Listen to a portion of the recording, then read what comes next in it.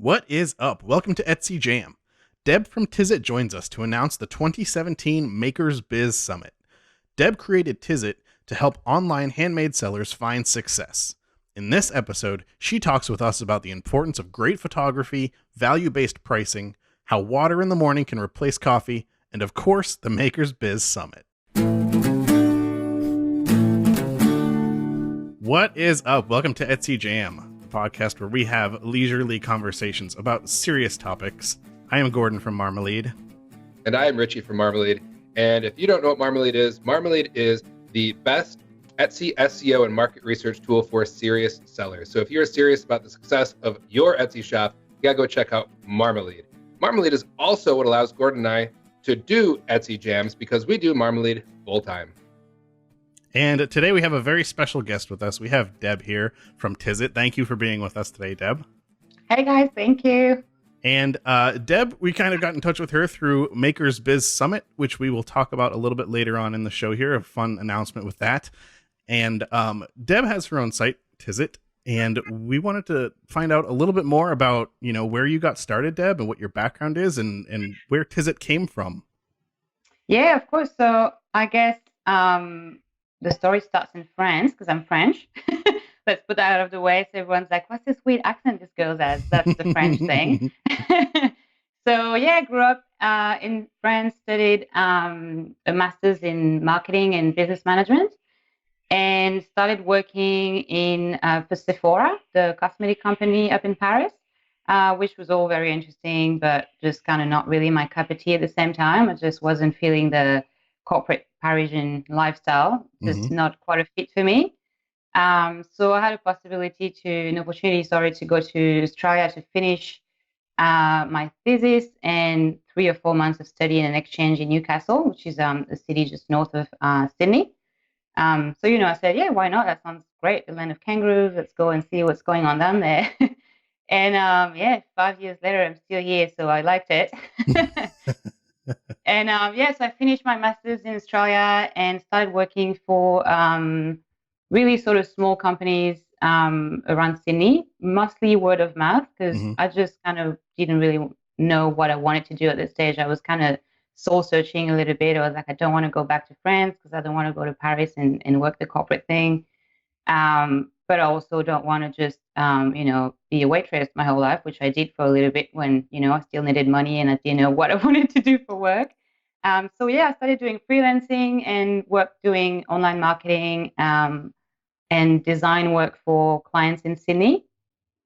And then I, because I love studying, decided to go back to school because 5 or 6 years is not enough. And I went back to do the graphic design in Sydney. So I did another year on top of that just to, learn the whole really Adobe software and all that kind of stuff. And then from there, I was able to mix a bit more of pure graphic design skills into my offerings. And so I've been working with small businesses and doing a little bit of everything for them, which I quite like. So instead of doing just graphic design or web design, I'll help them look at their whole strategy and where there's gaps, I'll fill them up with my skills. That's kind of how that's my background.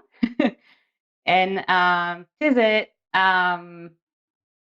it's funny because every time I say that, I'm like, I should really have a story about the name, but I just really don't. People have asked me already, and I'm like, yeah, I was just playing with letters, and it looked nice because, it's just kind of the same letters. I forgot how it's called when you can read it both ways, and I just kind of liked it, and I was actually going to roll with it. But I had a friend who sells jewelry, and she needed a website, and she had no clue where to start.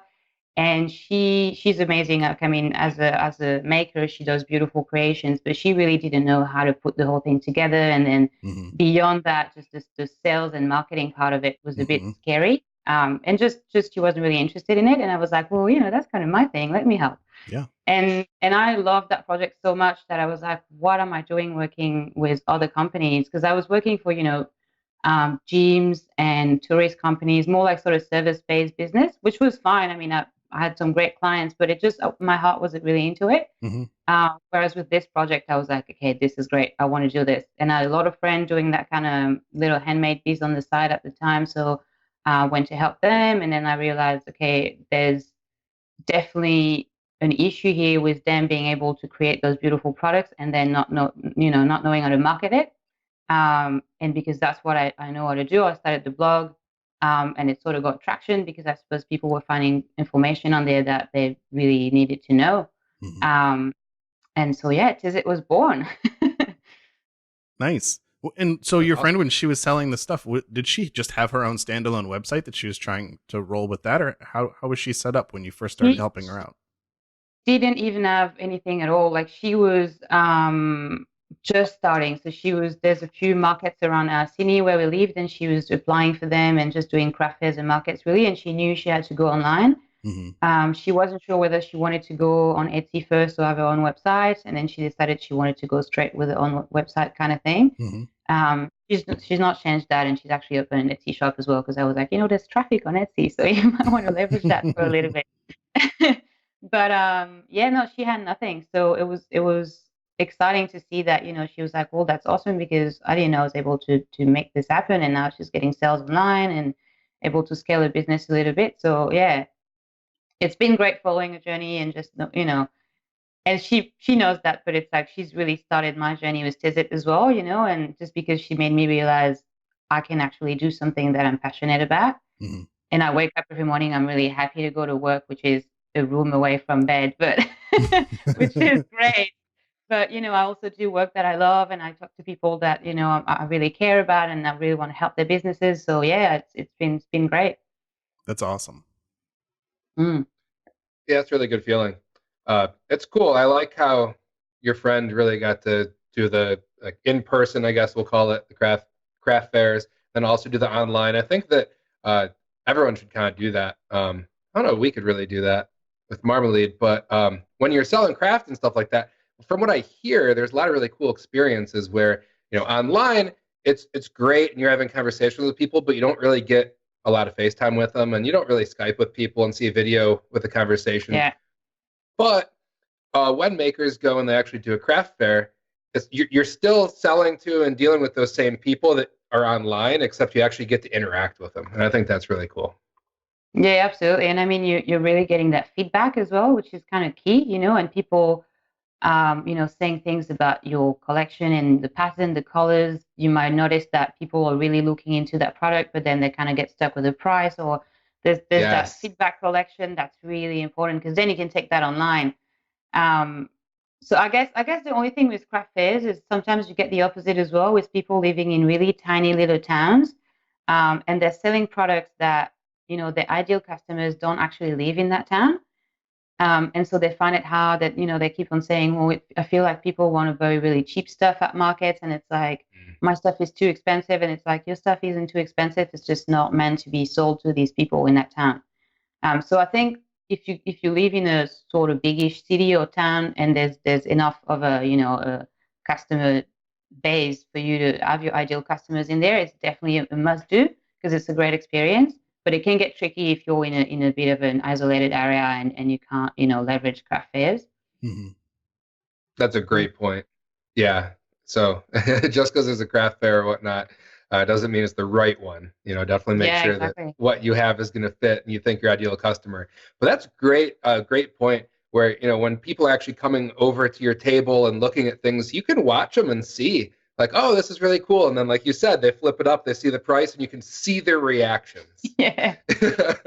Yeah. And if they look at it and immediately set it back down, and then you can start to understand like how it is. And also we've noticed because we've suggested that people, the Etsy sellers, make more of an effort to start conversations with their customers, and people are really reluctant to message or email their customers and ask any sort of feedback.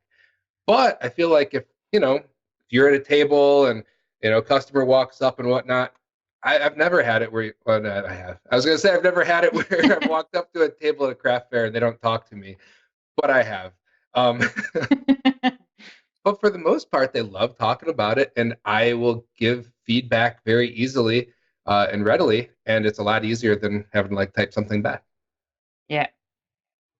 Yeah. Yeah. And I think there's also, those improvements that you can make online. My friend's same friend again. She's got this beautiful sort of like wrap around the wrist, leather bands and jewelry.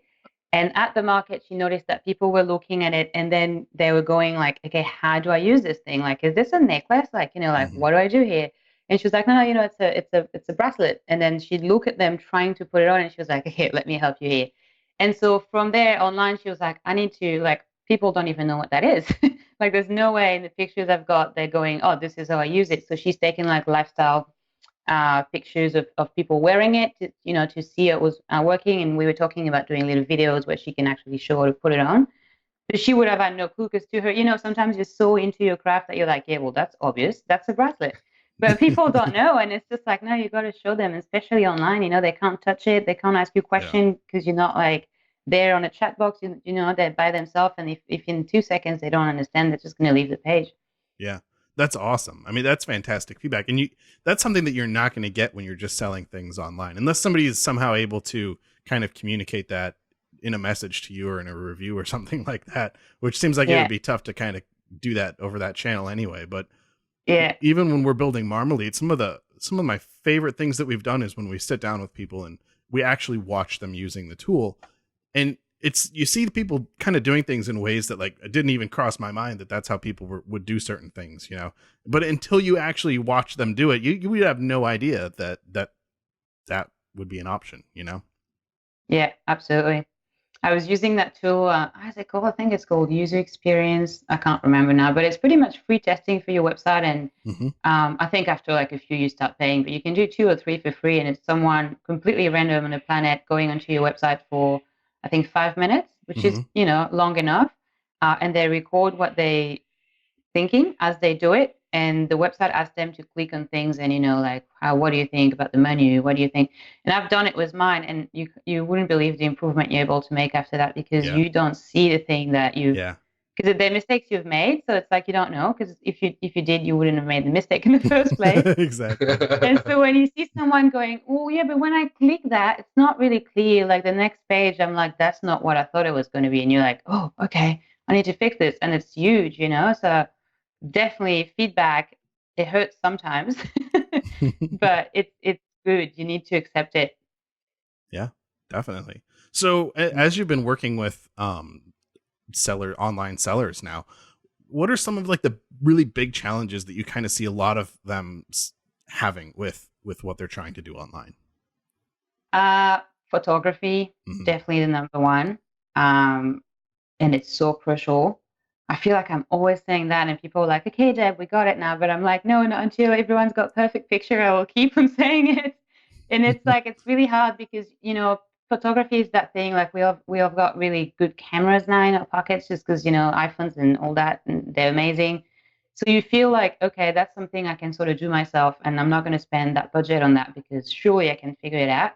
Fact is, like, if you're not a photographer, you're not going to be able to play with the lights and the styling of the product photo, and there's a lot that goes into it. And yes, you can learn, it's not that hard, but you need to be able to either invest in time or just invest in someone that's going to do it for you, because that is so crucial. Like, there's so many Etsy shops, you go in there and because you can see through it that the products are amazing, but it's just like a bit of a shady gray background, and the angle is a bit of a perspective on the object. So you're not sure about the proportion and the size. And it's like, I'm not going to buy that because I can't, again, you can't touch it. And the thing I'm buying online, like if it's a $60 product, I'm buying a $60 picture. That's what I'm doing.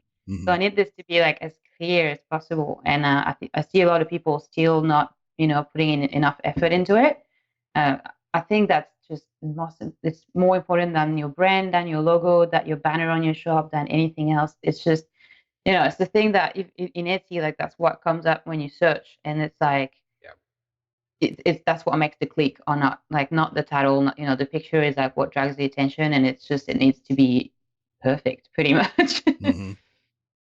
The standards are so high now, because if you look at all the advertisements we see everywhere, these are like super expensive focus group tested pictures that have been proven to, these companies spend millions of dollars on them. So that's what we're used to seeing. And even though you've got a little Etsy shop, we know it's handmade and vintage and stuff, like it's still, we compare it to those because we see them everywhere. Flip on the TV and it's right there. Absolutely. And it's like, I feel like a lot of people get caught up in thinking, okay, I need like an amazing logo, so I'm going to learn how to do it myself, and then I'm going to build my own website, and this too, like I'm going to spend 3 months doing it, and it's like seriously, don't even like get like a black and white website and a super simple like typography logo, but get your product photography right and really invest into that. Like, oh, not especially in money, but in time, or take a class to learn how to do it better. But it's just so crucial. And not just online, but it's like as soon as you've got your pictures, reaching out to the media is easier. If you want to sell your products into retail stores, it's easier. For literally everything, you need to have like this foundation of like a good picture that represents your products truly. So yeah, that's definitely number one. I'd say number two would be pricing. um, that's hard. A lot of people just struggle with their costs to start with. What do I account for, and how does that work? And then what's the times two? Those formulas online that go like cost times two equals like price, and you're like, ouch, no. And it just hurts. It's so painful to watch because it's Yeah. like you're gonna like overwork yourself and never be able to make a profit just because you're underpaying yourself like big time. And it's like I always tell them, do you know what times two is? And if they're just like, well, that's just what I've read, I'm like, okay. So as long as you don't understand what the times two is, you need to go back and understand how pricing structure work. And it's different for each business. I mean, the strategy is the same, but you've got to really dive into your numbers, and that's like the first thing you should be doing for each product. So yeah, that's definitely mistake number two, or pitfall number two. Yeah. I'm on a mission Yeah. of changing that. I'm just like, oh, guys, pricing, please, because it's so hard. You see people working Yeah. so many hours putting their products, and then they sell, and it works because they've got amazing stuff. So they sell a lot, and they're still like, well, I'm still struggling. Like I'm still not making money. I'm still Yeah. working too many hours, and it's like, well, maybe you're not charging enough. Mm-hmm. Mm.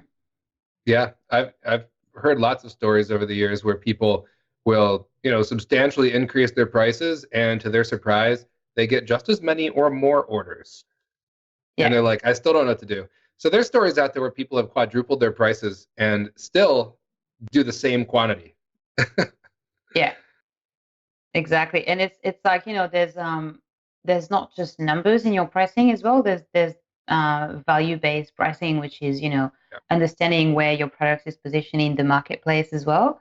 And not just your branding, but the quality of your material, and just the whole experience around your product, like your packaging, and the experience from the moment your customers like find your product to the moment it gets to their doors. Um, and that counts as well. And I think that a lot of people just don't even think about it. They just kind of go, okay, well, for now, my product is worth this. And it's like, well, what about in 5 years? Like, are you going to have to change everything because you're going to improve your customer experience? And, it's like you can't suddenly double your price because you go into a completely different sort of sphere in the market. Now you're not just like a cheap product, you're another one, and then your brand needs to follow. So just do it proper to start with so that you're sure you can scale without having to rebrand entirely your business, and that, you still have that comfortable profit margin on top of your cost. Mm-hmm. So yeah, it's because it's hard. It's hard to redo your pricing after 5 years in business when all your customers are used to like, really cheap earrings, and then suddenly you're like, oh, by the way, guys, I'm suffocating in here, so I'm just gonna like 10 times my price so I can finally have a life. And they're like, well, I don't want to pay anymore. And then you got to start and find new customers again because they're completely different people, and it's like, oh. Yeah. Yes. The photographer Chase Jarvis? Yes, I do. Yeah. Okay, from Creative Live. Yeah. He has a video on pricing actually where he's talking about how to set prices and stuff and why you do it a particular way. And he was talking about when you get started, it's really tempting to cut your prices or be lower priced and stuff like that. So he's like, you'll get people that come to you and they're like, okay, well, what's it going to cost? You're like $5,000. They're like, well, my budget's like 2,500 or something like that. And you want to say like, cool, like I'll take you next time. We'll get you next time, right? Like when you have a bigger budget. And he said, what really happens though, is that person that you've now become half the price. You've now become a $2,500 photographer. So when that person gets a bigger budget, he said they're not calling you because you're the cheap guy. You've branded yourself as the cheap guy. They're going to call the person that said no. Come back to me when you have that. And I think it's the same kind of thing. If you're the the budget brand, and all of a sudden, a couple years later, all of a sudden, newsflash, I'm now the premium brand. They're gonna be like, that's cute. Yeah, exactly. Yeah, it's so funny. And when you start, I feel like, and I mean, I've done that myself. Like when I started freelancing years ago, it was hard because you're like that was the scariest thing when people were like, yeah, well, just send me like a proposal and I was like, oh my God, I've got to think about like this whole pricing thing and how much am I going to charge them? And it's like, how many hours am I even going to put into this? And most of the time I'd send something and I was always getting a yes. And I was like, oh, that's good. At first, like the first year, you're like, that's good. And then you're like, I'm working too much. And everyone says yes, which means that, I should be getting a little bit of a no reply sometimes of people that like, I can't afford this. If everyone can afford me, I'm probably too cheap. And you start upping your price. And that makes you first do a better job because you're happy because you're actually like making the money you should be making and not, like overworking yourself. And then people still pay it. And then a few people will say no, but that's fine because these projects were the one that were going to really drain you out and just, make you feel so tired. So yeah, pricing is hard. And with makers, I feel like when you go from like this hobby mindset to this I'm selling my products mindset, it's like, well, no, I can't charge that much. Like it's just me, doing my little crafts and selling them, and no one's going to want to pay that. And that's like a mindset you really have to change because you're not into this to not make money, and it's a business. So you got to be comfortable selling, and your stuff is amazing. It deserves to have a price tag on it that reflects that, Mm-hmm. Yeah, I'm in complete agreement that the value, people see the product, they see the price, and they put those together, and that's what it's worth. That's the value. It's perceived quality and everything. You pick something up that's really cheap at the store out of the bargain bin and it breaks, and what do you say? You're like, of course it did. It was, it was $2 or whatever. It was the cheap one. Like it's disposable. And that's just kind of how people perceive those things. Yeah, absolutely. Yeah, this kind of goes back to the first one too of photos where, if you are pricing yourself as more of like the high end product and you don't have the photos to back it up, it's going to be even harder to communicate that to your customers too, right? You kind of have to invest ahead of time and get some nice photos put together, make sure your listings look great, make sure your website that you're selling off of looks fantastic too. And then like that'll help communicate everything and present yourself as more higher end product. So it's not like you can just go ahead and like up your prices and then everything's hunky dory, right? You need to make sure you're communicating that through all your channels too. But yeah, absolutely. It's about setting expectations all across the board. And some of it is, if you have a premium product, people are going to expect a premium price. But you're right, it's not just the price, it's a premium everything. It's, you look at the expensive bottle of water and their labels are not the plain, simple, like off-brand generic, right? You look at that and it's like, okay, it looks like generic water. Over here, where it's real expensive, they have all these like amazing pictures on them and this and that. And you're like, what is this, right? Obviously, it's like a glass bottle. Yeah, there you go. Exactly. And not just like any glass. This thing has like some special shape by some sort of famous artist. It's got a UV filter in the glass. Yeah, exactly. And you actually feel when you're drinking it that it really works better. Like it just does that thing to you. You're just like, this water is good. It's just better quality water. It's just like, no, it's not. More clearly. I don't even need a coffee. This works. That's magic water right there. Yeah, magic water. Yeah. Well, apparently, if you drink a big glass of water when you wake up, first thing, and maybe even two, you're not meant to need that coffee straight away because your brain is actually in need of water in the morning. Like it's like a little like dry grape, and you need to like expand it with water. Well, that's what I've read, but I'm still doing the coffee thing. I'm gonna have to try that. I'll see how that goes. Yeah, I tried for a week, and I was actually like, that's actually feel good. Like, it sort of makes sense. I still have my coffee after 2 cups of water, though. So I was like, God knows what works. Like, coffee. But during the day, if you're tired, usually, and you just had a coffee, and you're like, this is not working. This coffee was a fake one. It's not working. It's like if you drink water, it actually really helps. I find that to work. Anyway, completely off topic. That's okay. how we roll. We do. That's a good productivity tip, though. Yeah, exactly. It's, guys, drink your water. 2 liters a day or whatever they recommend. You were saying something about investing as well. And I think that's a bit of a tricky one for makers because we live in this world where you can find everything on the internet that's going to teach you how to do it on a budget and, do it yourself. And it's like, I agree with that. And there's definitely a way these days where you can start a business and not spend a dime. But there's also a stage where the foundation of starting a business hasn't changed since when there was an internet. It's like at some stage you need to invest in something and you need to be comfortable with that. And I'm not saying you need $2,000 on your product photography or pricing strategies specialist straight away, but like a little bit. Like don't expect that everything is going to be zero and get cheap hosting for your website and crappy pictures. Like a few $100s is probably a good way to start, because then you can at least have those basics right, and you're going to save yourself so much time and actually probably make more sales way quicker than over a year trying to do everything yourself. Yeah. So yeah, I think like I'm not saying go and spend your money, but I'm just saying be smart in the way you decide like the things that you want to learn how to do yourself and the ones that are just too important to neglect, Yeah. And if you're good at these things, do them. If you're not, then outsource them or get help, because it's just crucial. Yeah, no, that's a really good point too. And you mentioned how there's so many different free things online now, and how if you really want to spend the time and go figure something out, you can probably do that. You can probably find enough free resources out there to do that. But what you're investing in then isn't money, but it's your time. And you're going to be spending a bunch of your time trying to sift through all of this information. A lot of it's probably going to be contradictory. You're going to have to test things and figure things out for yourself. So you're really investing a bunch of your own time at that point to try to bring yourself up to where you would be had you invested however much money to get you to that same point through some other channel. Yeah, absolutely. And there's also, that mindset of, well, now you're a business owner, and so how am I meant to be spending my time? Like obviously you've got to spend that time making your pieces. And there's also, I know it happened to me a little while ago, and I was like, because I can do the web stuff and the graphic design stuff, I was always doing everything myself.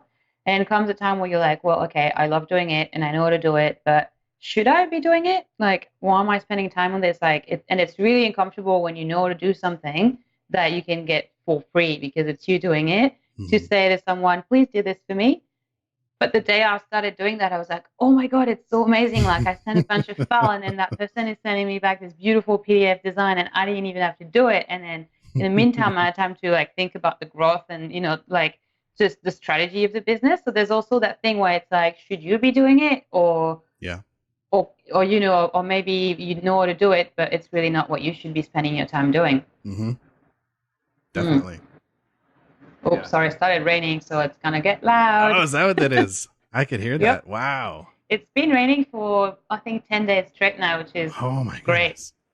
And it's the week, we just got into autumn here, so summer is gone, and you really feel like Mother Nature is telling you, yeah, summer is definitely gone. It's wet now.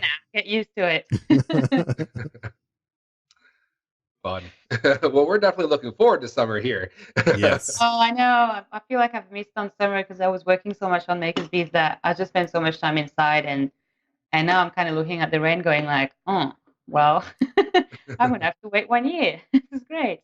That's actually a perfect segue, too, to Makers Biz. If you want to give us a little bit more information. You snuck that one in there. That was good.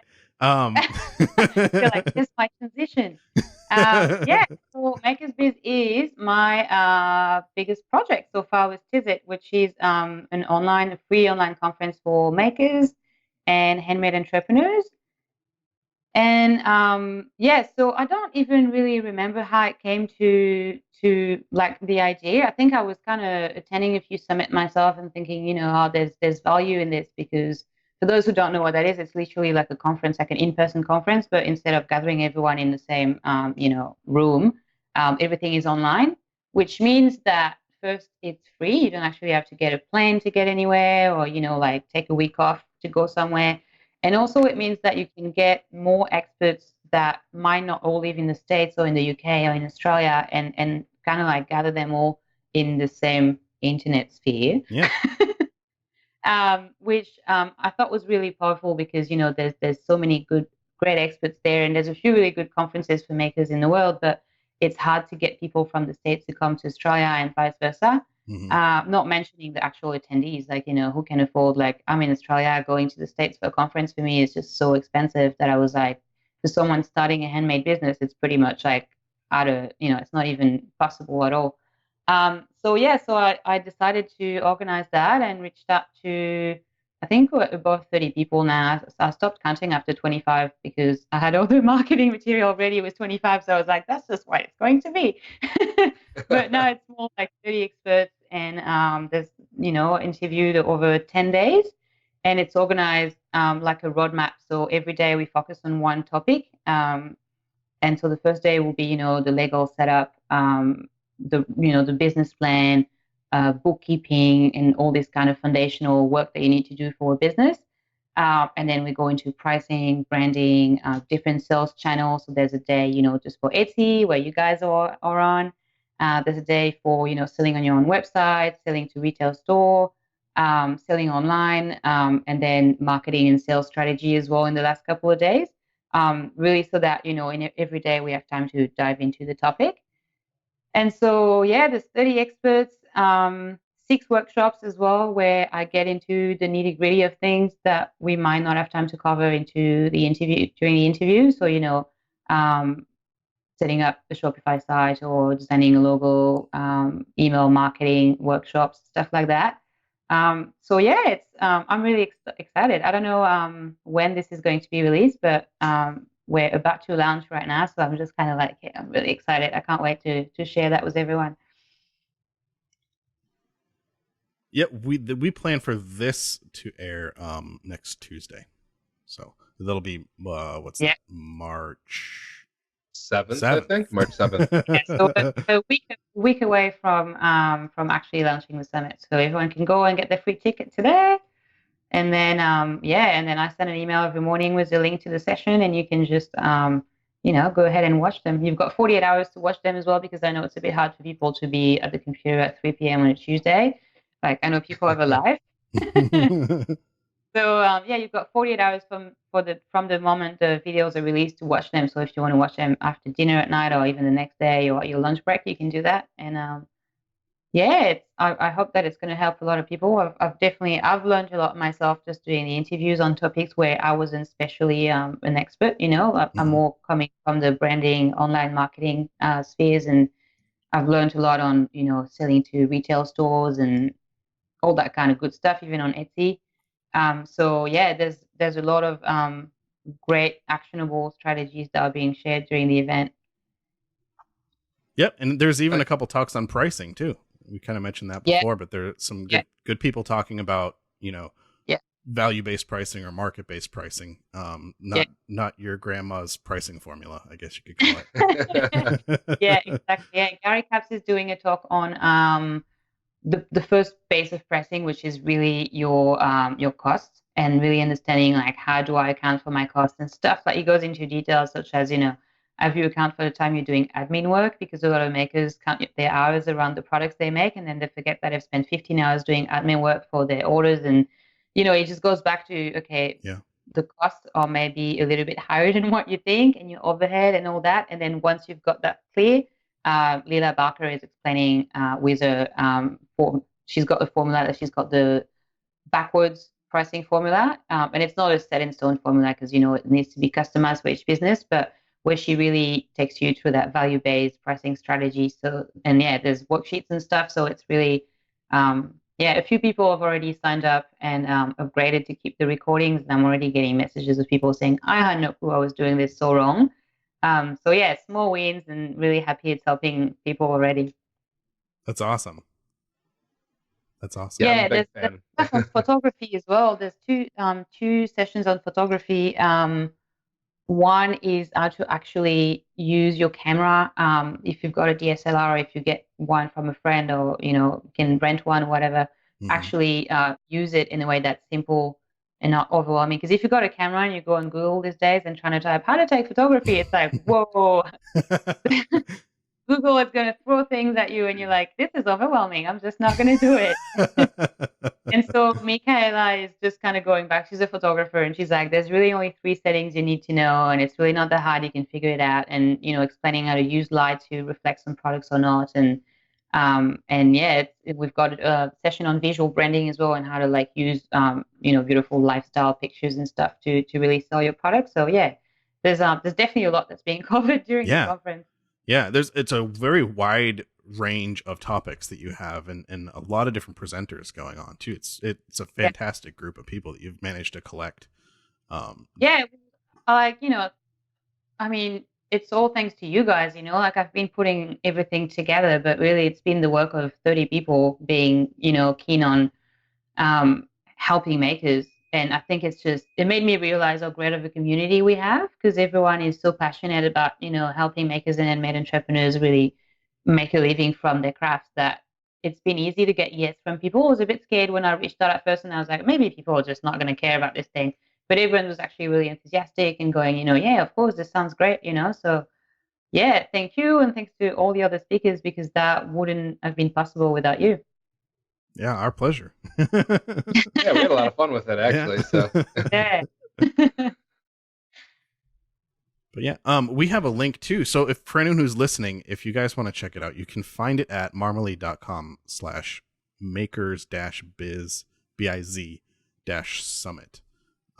And that will take you to a page that Deb has actually put together that outlines all the different speakers, the presenters, a little blurb about what they're all talking about, and a bunch more information about how you can sign up and buy like an all access pass to have unlimited access to the videos like Deb was just talking about, and a lot of other extra little goodies and stuff that some of the presenters are offering too.